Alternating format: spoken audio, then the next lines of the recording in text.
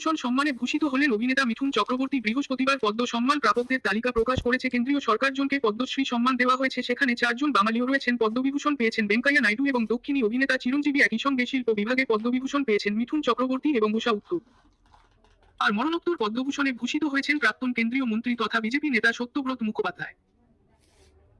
মিঠুন চক্রবর্তী পদ্মভূষণ পেতেই কটাক্ষ করেছে তৃণমূল শাসক দলের মুখপাত্র কুণাল ঘোষ। এক্স হ্যান্ডেলে লেখেন, অভিনয়ের স্বীকৃতিতে পদ্মভূষণ নয়, তাহলে ওপর যে কোনো সময় পেতেন। এখন এটা তৃণমূলের সঙ্গে বেইমানি করা আর কুৎসা করার পারিশ্রমিক দলবদল করে কৃতজ্ঞতার মোড় খুলে ভাড়া করা নোটাঙ্কির পুরস্কার। যদিও টুইটে মিঠুন চক্রবর্তীর নাম নেননি কুণালকে।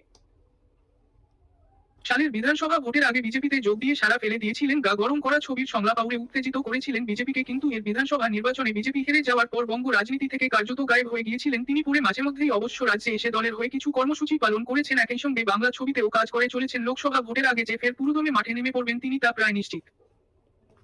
মাঝে তিনি বলেছেন, বিজেপির সাধারণ কর্মী হিসেবেই কাজ করবেন। দল যে নির্দেশ দেবে, যে দায়িত্ব দেবে পালন করবেন নিষ্ঠা ভরে। তাকে কি দায়িত্ব দেওয়া হবে তা যদিও খোলসা করেননি মিঠুন, তবে তৃণমূলের বিরুদ্ধে যে তাকে ব্যবহার করা হবে আগামী দিনে সেই ইঙ্গিত মিলেছে বঙ্গ